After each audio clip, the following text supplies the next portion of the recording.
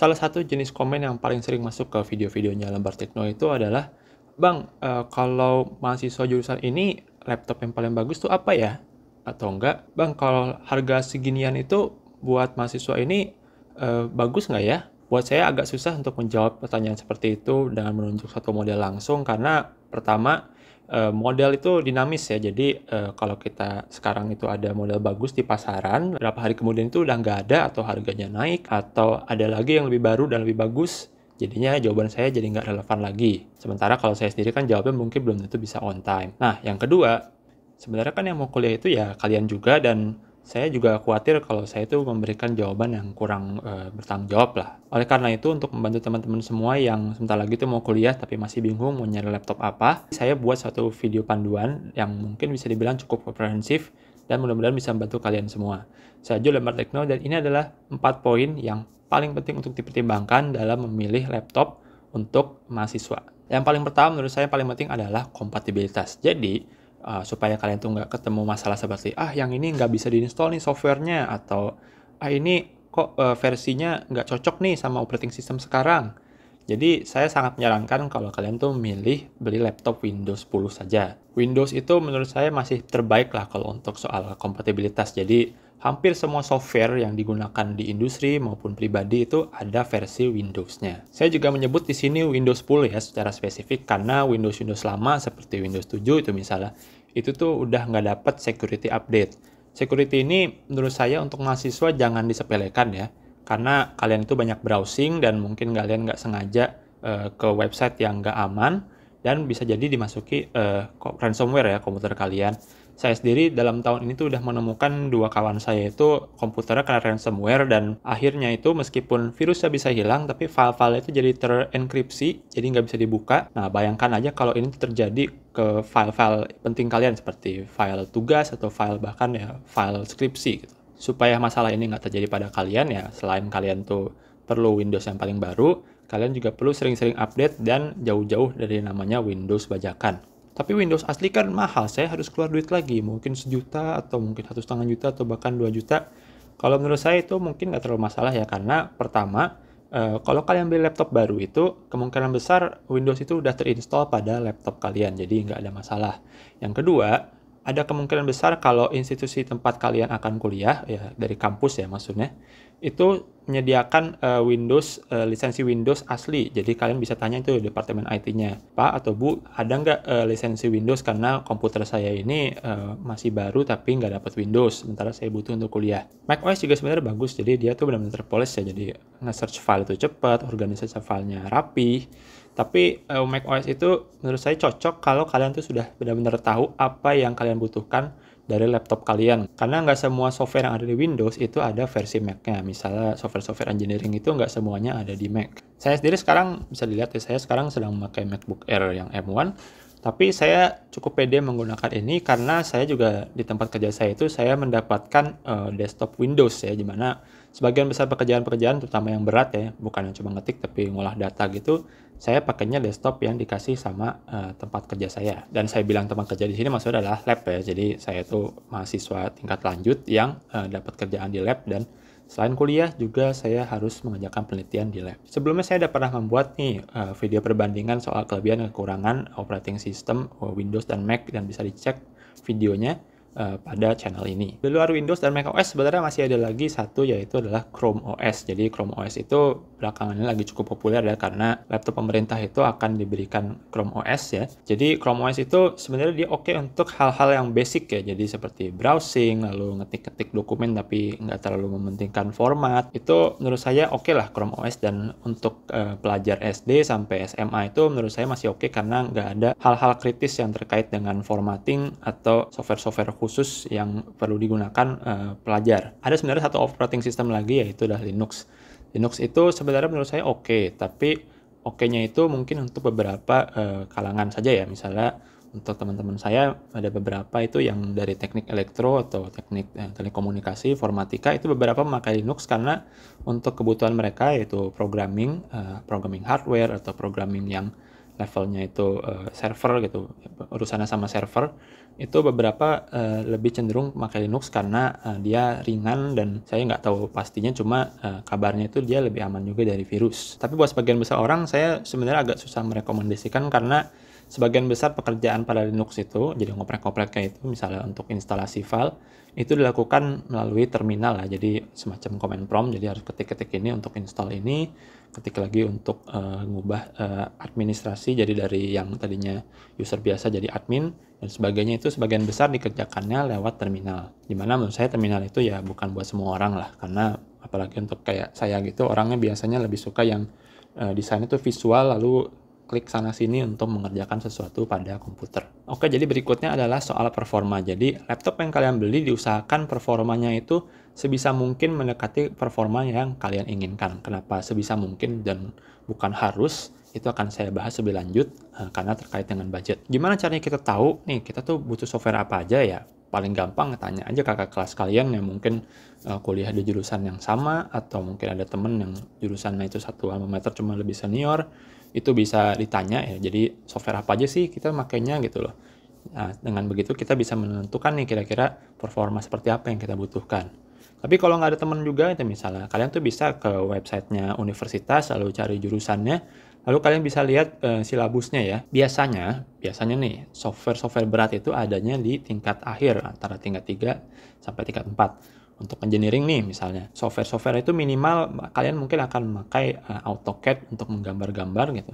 Dimana AutoCAD-nya itu mungkin bisa jadi dapat di tingkat 1, tingkat 2, tapi itu biasanya masih basic ya, jadi gambar itu mungkin rumah, atau gambarnya itu mungkin pos jaga, atau sebagainya yang masih gampang, tapi barulah tingkat 3, 4 itu baru struktur, atau gambar perkuatan tanah, atau pondasi, dan sebagainya yang lebih advance dan membutuhkan kinerja komputasi yang lebih baik. Kalau kalian teknik sipil tuh misalnya, kalau kalian tuh fokusnya ke struktur mungkin akan belajar StatPro, lalu kalau kalian tuh fokusnya di geoteknik akan belajar misalnya Plaxis, atau kalau kalian itu belajar yang teknik hidrolika itu mungkin ke software seperti Hekras. Teknik mesin juga serupa, mungkin tingkat-tingkat akhir kalian akan menggunakan seperti CATIA gitu, software CATIA atau ANSYS. Buat teknik industri atau mungkin non-teknik seperti bisnis manajemen, minimal kalian kan mungkin akan olah data, dan itu menggunakan software seperti MATLAB atau mungkin R, atau yang lebih umum lagi adalah SPSS. Semua software yang tadi saya sebutkan itu antara free, tapi free-nya itu mungkin cuma R dan Hekras, atau ada student license. Ini bisa diakses dengan kalian tuh ngontak developer softwarenya minta student license, atau yang ini harusnya paling benar itu adalah kampus itu punya lisensinya.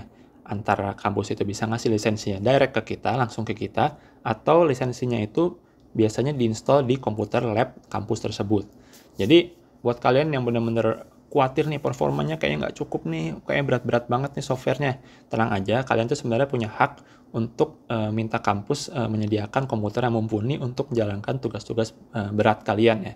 Kalau Office ya mungkin masih oke lah kita terima kalau mahasiswa itu harusnya punya laptop sendiri atau pakai komputer yang bukan khusus gitu untuk kerjaan seperti laporan, PowerPoint, atau Excel. Tapi kalau untuk yang berat-berat dan apalagi butuh lisensi khusus dan nggak boleh disebar kemana-mana, harusnya itu kampus menyediakan. Atau kalau kalian nggak mau kontak kampus ya cobalah untuk kontak developer software itu. Jadi kalian ke websitenya, bisa cari kontak personnya, tulis email gitu kan, saya butuh software ini buat belajar pakai bahasa Inggris. Ayo, udah gede kan, udah mahasiswa, harusnya udah bisa kirim email yang baik dan benar. Tapi katakanlah kalian tuh punya lisensi sendiri, minta dari developernya. Misalnya saya pernah minta lisensi AutoCAD dari developernya langsung. Hal berikutnya yang perlu kalian pastikan adalah cek spesifikasi minimum yang direkomendasikan oleh developer. Tapi kalaupun nggak nyampe minimum ya, selama nggak jadul banget komputernya, menurut saya jangan terlalu khawatir. Selama kalian itu pakai Windows dan prosesor itu berbasis x86, x86 seperti dari prosesor-prosesornya Intel atau AMD, saya yakin sebenarnya kalau software-software itu ya tetap bisa jalan meskipun ya performanya mungkin nggak bisa ngebut zep-zep gitu lah. Kalau ditanya saya pribadi, saya bakal milih laptop seperti apa sih buat kuliah? Saya pribadi, saya akan mengambil prosesor Intel minimal Core i5 yang generasi 11 atau Ryzen seri 4000 atau 5000. Lalu dipasangkan dengan RAM 8 GB. Kalau ternyata udah spesifikasi segitu terus saya dapat student license dan tugasnya itu ternyata masih memberatkan komputer saya, sudah saatnya menurut saya tuh saya untuk mengontak kampus langsung untuk meminta menggunakan komputer lab kampus yang punya lisensi software tersebut. Oh ya, satu lagi untuk penyimpanannya itu saya juga cenderung untuk memilih SSD aja karena tahun 2021 ini menurut saya udah nggak zaman lah kita beli laptop baru tapi masih dapat hard disk drive yang untuk read dan write-nya itu, baca tulisnya itu jauh lebih lambat ketimbang SSD. Apalagi kalau disandingkan dengan eMMC yang kecepatan eMMC itu kurang lebih kecepatan baca tulisnya itu seperti kecepatan baca tulis pada SD card pada HP kita gitu misalnya. Hal ketiga yang perlu dipertimbangkan adalah soal budget. Jadi seperti yang kita ketahui, harga laptop itu lagi cenderung naik ya. Jadi meskipun kalau kita lihat garis inflasinya itu terlihat seperti wajar, tapi karena stoknya tuh sedikit ya, laptop-laptop tuh cenderung sekarang stoknya dikit ya. Jadi kalau udah stoknya menipis itu harganya antara naik atau benar-benar habis dan nggak diproduksi lagi. Jadi mesti cepet-cepetan lah ke sana untuk beli laptop aja. Kalau budget kalian di bawah 7 juta, sayangnya mungkin kalian akan stuck ya antara pilihannya itu Intel Pentium Gold atau AMD Athlon Gold. Ya, syukur-syukur kalau kalian tuh bisa dapat Intel Core i3 generasi 10 gitu atau AMD Ryzen 3 yang seri 3000 ya. Udah agak lama sih tapi ya mendingan lah seri Ryzen atau Core ketimbang yang Pentium atau Athlon. Dan bisa jadi kalian kalaupun dapat itu kondisinya tuh udah second, jadi ya pastiin aja semua aspek dari komputer itu masih baik ya, nggak ada cacat, layarnya masih oke, SSD-nya atau hard disk-nya itu masih oke, dan mungkin itu bisa jadi deal yang bagus buat kalian. Kalau kalian budget itu 5 juta ke bawah, kalau baru saya sendiri cenderung kurang menyarankan ya, apalagi untuk level mahasiswa. Karena biasanya laptop-laptop yang di bawah 5 juta itu antara dia dapat layar kecil sekali gitu, misalnya layar 11 inci, itu menurut saya agak sakit mata lah kalau kalian kuliah itu kecil banget layarnya gitu loh. Apalagi kalau kalian tuh buka banyak PDF atau sebagainya gitu. Kecuali kalian mungkin punya akal untuk nyolokin laptop kalian ke external monitor, yaitu kreativitas kalian lah. Saran saya mungkin kalian kalau bisa tuh coba ya nabung lagi lah. Mungkin mudah-mudahan bisa dapat 6 atau 7 juta dan dapat komputer yang layak ya secara ukuran layar dan secara prosesor. Tapi di sini bukan saatnya ngeluh ya. Jadi kalau kalian membayangkan, aduh 7 juta kok belum dapat ya Intel Core atau AMD Ryzen, ya tenang saja, nggak masalah. Saya yakin dengan koprosesor seperti Pentium Gold atau AMD Athlon Gold pun, atau mungkin Intel Core atau Ryzen jadul pun, saya yakin kalian tetap bisa kuliah dari awal sampai akhir. Minimal menurut saya, laptop kalian tuh harusnya sudah bisa mengerjakan tugas terberat untuk mahasiswa, yaitu adalah membuat laporan yang baik dan menyajikannya secara baik. Di mana modalnya itu, yang penting adalah pertama office ya, yang kedua adalah ketelatenan kalian. Ya syukur-syukur nanti mungkin pada tahun kedua atau tahun ketiga kuliah itu kalian bisa dapat kerjaan sampingan karena kalian punya laptop ya. Soal topik ini mungkin saya akan bahas ke depannya, jadi topik pekerjaan sampingan untuk mahasiswa yang cocok dengan menggunakan laptop. Jadi kalau saya ada rezeki waktu ya untuk mengerjakan video itu dan kalian tertarik untuk nonton, jangan lupa subscribe ke channel ini. Begitu budget kalian itu udah sampai 7 juta ke atas, misalnya 7 sampai 12 juta, menurut saya ini kalian budgetnya udah mulai lega lah untuk dapetin laptop seperti Intel Core i5 generasi baru atau AMD Ryzen 5 generasi baru. RAM-nya juga udah bisa dapat 8 GB, dengan storage mungkin udah bisa sampai 512 GB. Udah enak banget lah pokoknya untuk rentang harga segini. Jangan laporan juga menurut saya sudah ya no complain lah, apalagi digabung dengan SSD zaman sekarang ya udah lancar banget. Pada budget segini mungkin kalian nggak dapat graphics card dari Nvidia ya, belum dapat lah minimal. Tapi tenang aja, integrated graphics pada Intel Core yang generasi paling baru dan AMD Ryzen itu menurut saya sudah sangat cukup untuk kebutuhan sehari-hari. Bahkan software seperti Adobe Premiere pun mereka tuh optimize untuk prosesor dari Intel, bahkan kalau nggak ada graphics card dari Nvidia-nya. Atau kalaupun kalian dapat, mungkin dapat Nvidia-nya tuh Nvidia MX 150, 250, atau 450. Ya, tapi itu mungkin 450 nggak dapet lah. Itu juga performanya menurut saya nggak terlalu jauh beda dengan integrated graphics pada Intel dan AMD, apalagi kalau kalian tuh nggak nge-game. Integrated graphics tadi juga menurut saya cukup-cukup aja kalau kalian tuh mengedit video yang tracking nggak terlalu banyak gitu, misalnya satu track aja, tinggal trim-trim gitu, potong-potong, itu juga bisa lah. Buat 12 juta ke atas, nah ini udah kategorinya sangat mewah lah. Kalian itu bisa dapat graphics card dari Nvidia yang RTX series atau mungkin minimal ya GTX 1650 atau 1660 series. Menurut saya cuma worth it kalau kalian itu banyak 3D rendering ya, misalnya mungkin kalian tuh bidangnya arsitektur dan software lisensinya itu ada di laptop kalian sendiri, atau kalian tuh mungkin bidangnya animasi. Nah, itu mungkin masih worth it untuk punya laptop. Tapi buat mahasiswa yang kebanyakan tuh kerjaan di laporan dan analisisnya itu mungkin bisa di desktop lain ya, menurut saya sudah cukup banget lah yang 12 juta atau ke bawah. Atau kalau kalian pengen macOS dengan budget di atas 12 juta, maksudnya kalian bisa dapat MacBook Air M1 gitu. Sekarang harganya udah agak naik ya di 15-16 jutaan. Tapi menurut saya masih worth it kalau kalian benar-benar tahu nih kalian tuh kebutuhan softwarenya apa aja. Keempat ini soal kenyamanan. Jadi ini sebenarnya agak-agak subjektif ya, tapi kalau saya pribadi itu, saya kalau keperluan untuk kuliah, saya cenderung untuk memilih laptop yang layarnya itu 14 inci atau lebih besar lagi sedikit ya, mungkin 15 inci gitu. Karena kalau 13 inci itu menurut saya agak-agak kecilan, apalagi kalau 11 inci.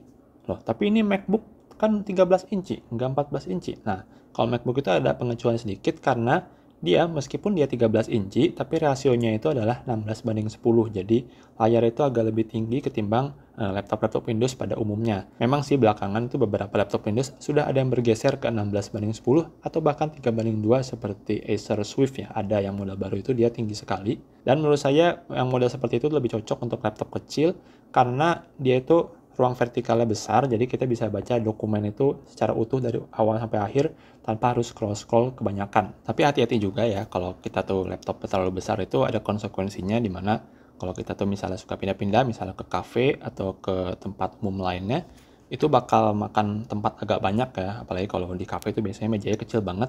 Jadi ya mungkin 14 inci ya cukup tengah-tengah lah antara ukuran layar yang cukup oke, dan juga nggak terlalu banyak makan tempat. Ngomong-ngomong soal bobot, ya menurut saya ini cukup penting, tapi mungkin sudah di level kalau kalian tuh punya keleluasaan budget ya, dimana kalau kalian itu 7 juta ke bawah budgetnya ya sayang sekali nggak banyak pilihan, tapi kalau kalian udah 10 juta ke atas, kalian tuh mungkin bisa pilih nih, antara yang high performance tapi berat, atau performance-nya nggak tinggi-tinggi banget tapi enteng. Tapi kalau kalian mahasiswa, menurut saya ya lebih pentingin performa lah.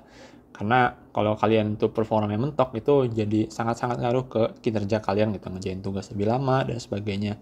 Sementara kalau bebannya berat ya, bobot laptop itu berat ya, selama kalian nggak kemana-mana ya nggak terlalu masalah juga kan. Terus juga ya masih muda lah, masih bisa nenteng-nenteng laptop agak berat kemana-mana, nggak masalah lah.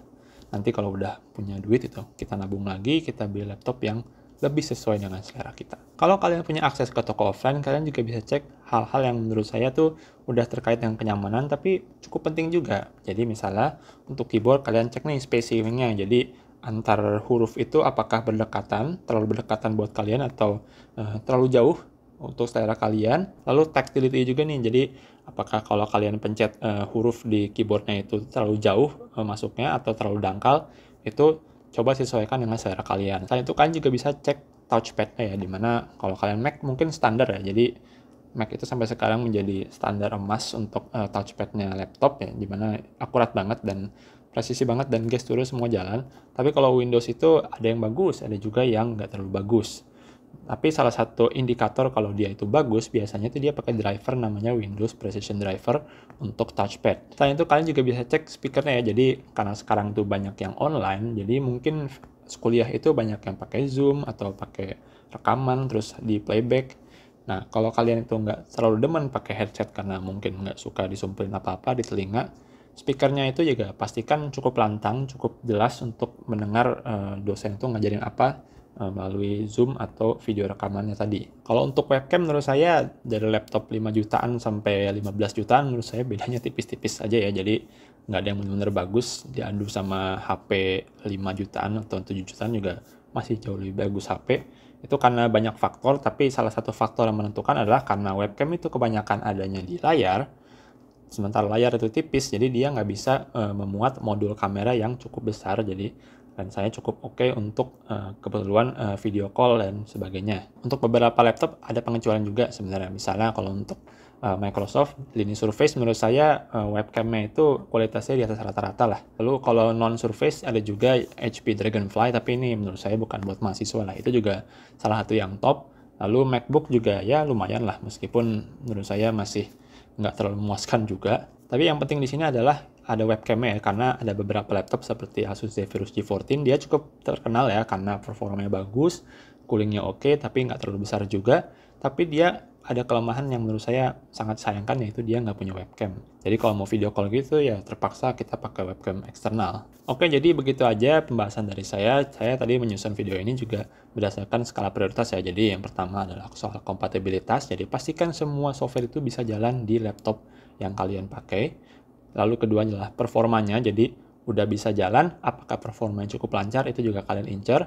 Lalu yang ketiga adalah soal budgeting. Jadi kalau kalian budgetnya terlalu rendah, mungkin ya diusahain inilah, mungkin nabung lagi dikit lah supaya kita bisa nyampe performa yang kita inginkan. Atau kalaupun nggak nyampe ya kita atur strategi lah gimana caranya kalau kita tuh ketemu software-software yang berat atau tugas-tugas berat ya, kita tuh tetap bisa ngerjain itu meskipun mungkin belum tentu langsung di laptop kita sendiri.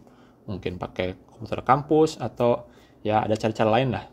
Sementara itu untuk kenyamanan ya ini prioritas terakhir lah. Jadi kalau semuanya udah terpenuhi secara kompatibilitas, lalu performa, lalu budget juga masuk, syukur-syukur kalian bisa dapat soal kenyamanan dari segi layar, lalu segi keyboard, lalu trackpad, yang dalam jangka waktu panjang mungkin akan berpengaruh pada performa kalian juga karena kalian mengerjakan tugas-tugas kalian itu secara nyaman.